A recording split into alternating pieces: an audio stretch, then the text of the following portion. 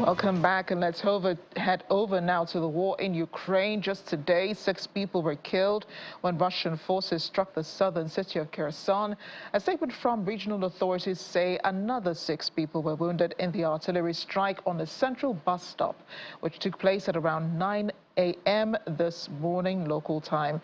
Governor Alexander Prokudin said the strike also hit a central market while residents were shopping.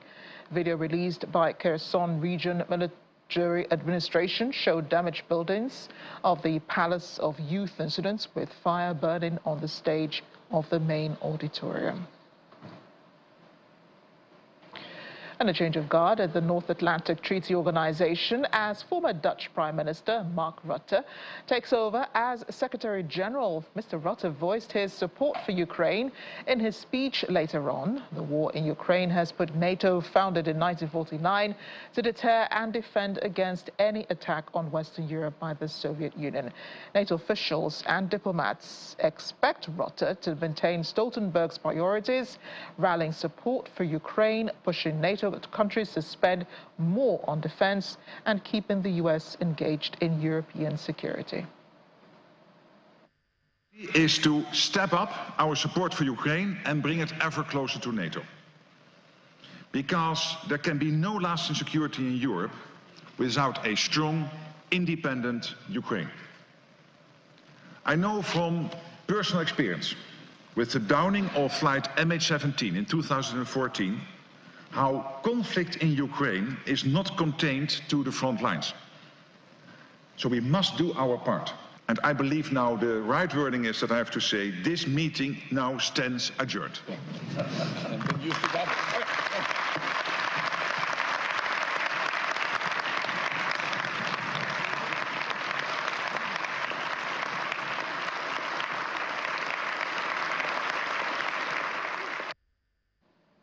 The Kremlin has been watching closely the change in leadership at NATO. Spokesperson Dmitry Peskov said that though there is a change in who heads the affairs at the organization, it does not expect major changes of policy. Peskov was responding to inquiries about the Kremlin's position in a telephone interview. He said, in his words, "We expect the North Atlantic Alliance to continue its work the same way it did before. We know Mr. Rutte very well. They spent multiple hours with President Putin at the negotiating table. At that time, there were hopes of building good pragmatic relations. At least the dialogue was like that, but we know what followed. Netherlands adopted a rather defiant attitude to fully exclude any contacts with Russia. So we don't think that anything new, significant will happen with the policy of the alliance."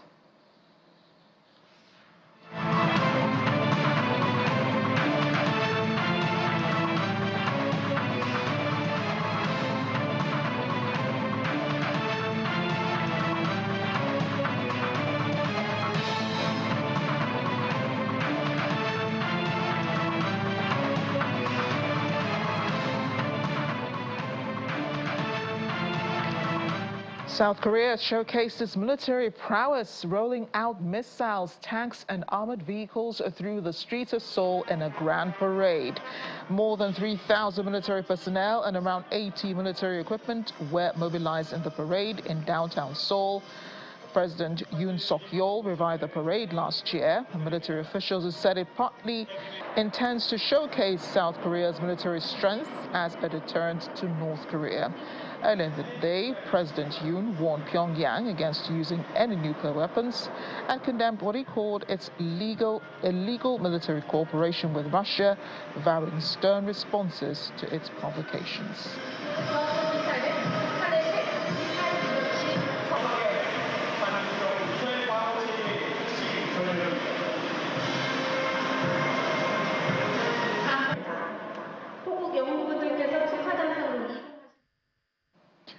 Staying with military themes, Taiwan Coast Guard helicopters have lifted to safety 19 sailors forced to abandon ship when it took on water as Typhoon Krathon approached today.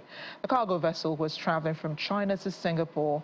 According to officials, the sailors were taken to shelter on Taiwan's remote Orchard Island after being rescued from the ship. Taiwan regularly gets hit by typhoons, but they generally land along the mountainous and sparsely populated east coast facing the Pacific. This one, however, will make landfall on the island's flat western plain. The Central Weather Administration says Krathon is forecast to hit Kaohsiung earlier on Wednesday afternoon, then work its way across the center of Taiwan, heading northeast and cross out into the East China Sea.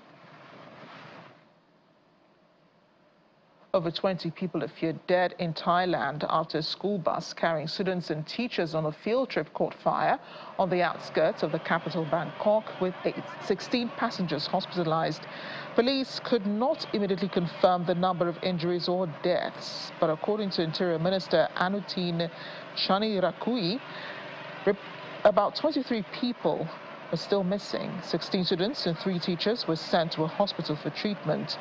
One journalist on the ground saw fire trucks, police and rescue vehicles parked around the blackened vehicle after the fire was extinguished. The burnout bus was carrying students and teachers from Wat Khao Phraya school back from a field trip. The Prime Minister has expressed her condolences to the family in a social media post on X, saying the students were on a field trip from the province of Uthai Thani, about 250 kilometers north of the capital.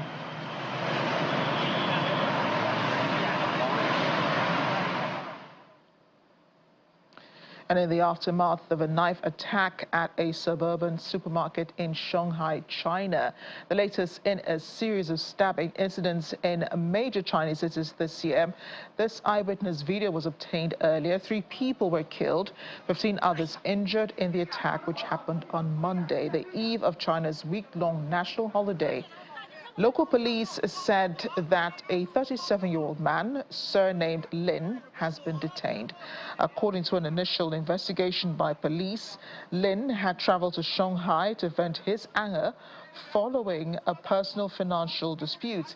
The knife attack came one day before what is called China's Golden Week, when holiday travel is expected to surge.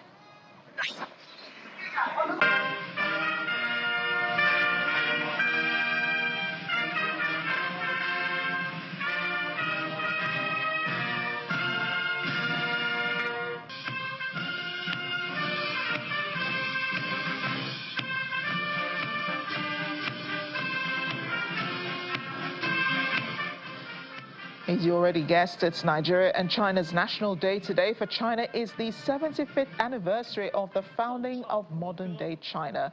While feelings on nationalism pervade in mainland China, in Hong Kong, leader John Lee says a special administrative region is reversing the dilemma of negative economic growth. Lee and senior officials, including former chief executives Leung Chong-ying and Carrie Lam, attended an official flag-raising ceremony this morning before toasting glasses to celebrate the National Day. Later in the evening, Hong Kong will usher in the festivities with a drone show, which will be followed by the launch of over 31,999 fireworks into the sky over Victoria Harbour. This display is said to be a highlight of China's National Day celebrations. And stability of Hong Kong. Cheers.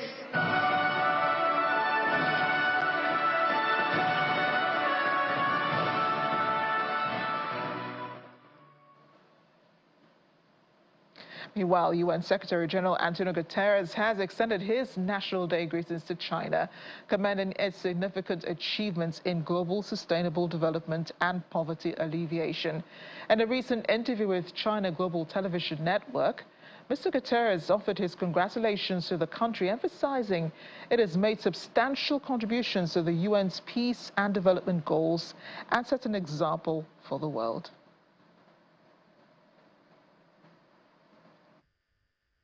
This should represent a moment of a renewed, deep commitment of China with multilateralism and with the UN, which represents 2 traditional ways of China to assert itself in the world. Having said so, China because of the dimension of your economy, and because obviously you became, to a large extent, the factory of the world. China has also a huge effort to make in reduction of emissions in the next few years, and we trust the determination of China to play that role. At the same time, it is very important to say, and we saw it in President Xi's intervention in the Belt and Road, that green development is a fundamental objective in the development cooperation of China with African countries. China was able to eradicate extreme poverty. China is still a developing country, but China is in the top performance of some of the most sophisticated areas of technology. And so I believe that to study what China has done, to learn with the Chinese process, is something that would be very important. Of course, no one size fits all. Countries are different, but it's an experience that all developing countries should study to see to what extent they can profit from that experience to overcome their dramatic development gaps.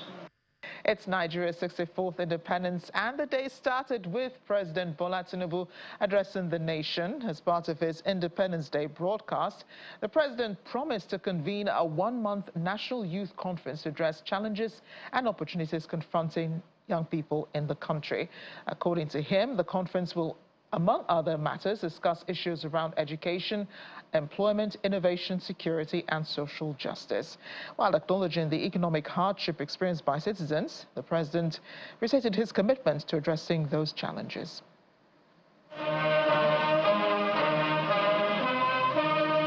The presidential broadcast is an integral part of the Independence Day celebration in Nigeria. And as Nigerians mark the 64th independence anniversary, President Bola Tinubu addresses the nation. Fellow Nigerians. First, President Tinubu acknowledges the economic hardship experienced by citizens, such as the rise in cost of living, unemployment, and insecurity challenges. He promised to address them soon.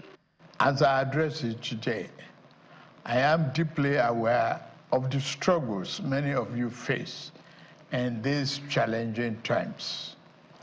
Our administration knows that many of you struggle with rising costs and the search for meaningful employment. My fellow Nigerians, please be assured that we are implementing many measures to reduce the cost of living at home. Aside from the issues of economic hardship, President Tinubu announces plans for a national youth conference aimed at discussing issues affecting young Nigerians and addressing them. We lead today with the future we wish to bequeath to our children in focus, recognizing that we cannot design a future that belongs to them without making them its architects. Considering this, I am pleased to announce the gathering of a national youth conference. This conference will be a platform to address the diverse challenges and opportunities confronting our young people. The government will thoroughly consider and implement the recommendations and outcomes from this forum as we remain resolute in our mission to build a more inclusive, prosperous, and united Nigeria. Some of the issues that President Tinubu promised to discuss at the National Youth Conference include education, social justice, employment, innovation, and security. Speaking to matters related to political reforms, President Tinubu insists on the implementation of the Supreme Court's judgment on local government autonomy. As part of our efforts to re-engineer our political economy, we are resolute in our determination to implement the Supreme Court judgment on the financial autonomy of local government. The president further highlighted the progress made in the fight against insecurity, fiscal policies, divestment in the oil and gas sector, as well as government's responses to natural disasters, such as the recent flooding in some parts of the country. As Nigerians across the country mark the 64th Independence Day anniversary, the coming days are expected to unveil the impact of the plans and initiatives of the government to address the nation's challenges. Happy Independence Day, Nigeria. And speaking of presidents today, former U.S. President Jimmy Carter celebrates his 100th birthday today. The Democrat, who served a single term from 1977 to 1981, has lived longer post-presidency than any other U.S. president. Just last year, Carter entered hospice care, choosing to spend his remaining time at home following the passing of his wife, Rosalind. Throughout his presidency, Carter faced significant challenges, including the Iran hostage crisis and economic difficulties, but he also brokered the Camp David Accords, leading to a peace treaty between Egypt and Israel. Despite leaving office with low approval ratings, Carter has been recognized for his extensive humanitarian work and was awarded the Nobel Peace Prize in 2002.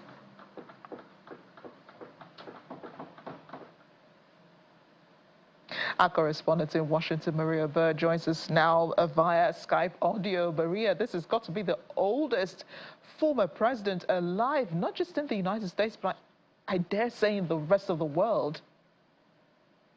Yes, you are correct. To think that he has made 100 years, and as you said, the health issues he's been faced with, the passing of his wife, and so many other things. But he is the oldest living president. He continues to continue on, and as you said, the hospice, he's decided to stay home, and then his life has just spurred forward. So I think there's much hope for the future for him. Yeah, and after leaving office, he dedicated his life to global peace, to democracy, human rights, his work at the Carter Center. He would have continued all of this, of course, until he fell ill, and then even his health deteriorated even further after the death of his wife. But how is he doing today? Do we know? Yes, he's doing, very well to be expected based off his condition. As you said, hospice and being at home. And so there's nothing, I think, that is alarming at this time, nothing that people are concerned that there's any imminent danger and concern of caution for his health. And as you said, his legacy of global peace and the work that he did, and his family continues that work. And I think the American people continue the work that he started some years ago. Speaking of the American people, Maria, will the government perhaps be commemorating Jimmy Carter's birthday, at least his 100th, in any way or form today? Well, you can guarantee that the president is definitely making a call to him. There will probably be some sort of a proclamation, and it could at a later time be some sort of a formal gathering, but it's all dependent upon his health. Indeed, and we wish him all of the best. 100th is really a milestone. Thanks again, Maria. Yes, it is. Thank you. And on that happy note, we end the world today. Thanks for watching. I'm Amarachi Ubani.